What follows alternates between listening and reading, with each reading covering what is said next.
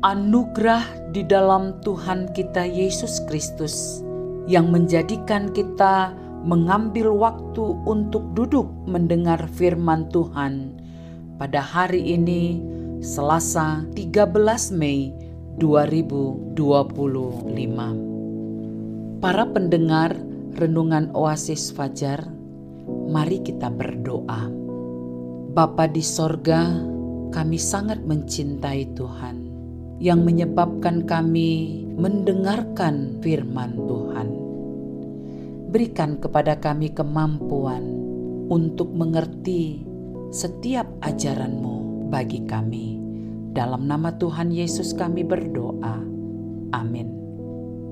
Saudara-saudara yang dikasihi Tuhan Yesus, pembacaan firman Tuhan terdapat dalam kitab Mazmur 86 ayat 8 hingga 13. Tidak ada seperti Engkau di antara para Allah, ya Tuhan, dan tidak ada seperti apa yang Kau buat.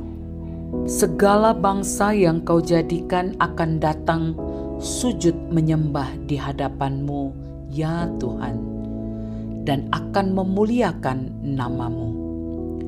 Sebab Engkau besar dan melakukan keajaiban-keajaiban. Engkau sendiri saja Allah.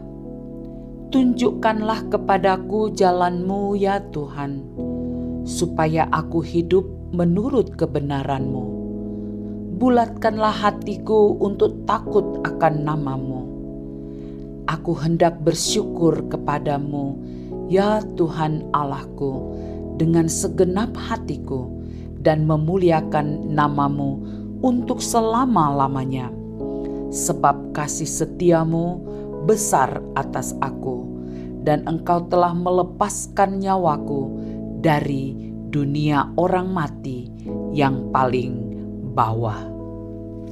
Para pendengar Renungan Oasis Fajar yang dikasihi Tuhan, judul renungan ini, Setialah kepada Jalan Tuhan. Ayat penekanan berkata, tunjukkanlah kepadaku jalan-Mu, ya Tuhan, supaya aku hidup menurut kebenaran-Mu. Bulatkanlah hatiku untuk takut akan nama-Mu. Pada ayat 11. Ketika melakukan perjalanan menuju ke suatu tempat, kita sering menggunakan petunjuk arah agar bisa sampai di tempat tujuan tersebut dengan selamat. Selama kita setia pada janji Tuhan, maka perjalanan hidup kita akan selalu terarah. Ini adalah alat pertolongan yang sangat memudahkan kita dalam mencari jalan.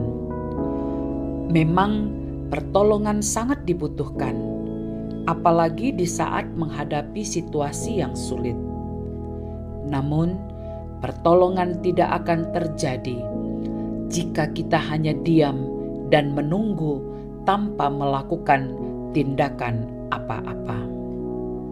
Saudaraku, Raja Daud merupakan orang yang hidup dekat dengan Tuhan. Daud selalu meminta petunjuk kepada Tuhan agar diberikan petunjuk jalan yang harus dilalui. Daud sangat menyadari ketidakmampuannya untuk memimpin bangsa Israel yang besar tanpa petunjuk dari Tuhan. Itulah sebabnya Daud memohon kepada Tuhan supaya sekiranya setiap saat dan bahkan setiap hari Tuhan selalu memberikan kepadanya petunjuk dan jalan yang harus dilewati menurut kebenaran firman-Nya. Daud melakukan hal ini, yakni hidup menurut jalannya, supaya perjalanan hidupnya tidak menyimpang dari kebenaran Tuhan. Karena bagi Daud, hidupnya tidak akan pernah bisa berjalan dengan baik tanpa penyertaan Tuhan. Saudaraku, sebagai orang percaya, kita diingatkan untuk terus setia di jalannya. Jangan menyimpang ke kiri atau ke kanan, agar hidup kita sesuai dengan kebenarannya. Datang kepadanya dengan tidak jemu-jemu dalam setiap doa-doa kita. Waktu kita setia di jalannya, hidup kita pasti mengalami berkat-berkat luar biasa. Salah satunya adalah menikmati penyertaan-Nya.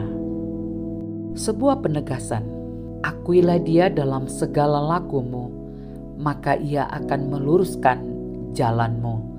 Amsal 3 ayat 6. Saudaraku, mari kita berdoa. Ya Tuhan, pimpin hidup kami, tuntun dengan kuasa Roh Kudus-Mu, agar kami dapat mengerti dan memahami dengan benar jalan yang Tuhan kehendaki bagi hidup kami.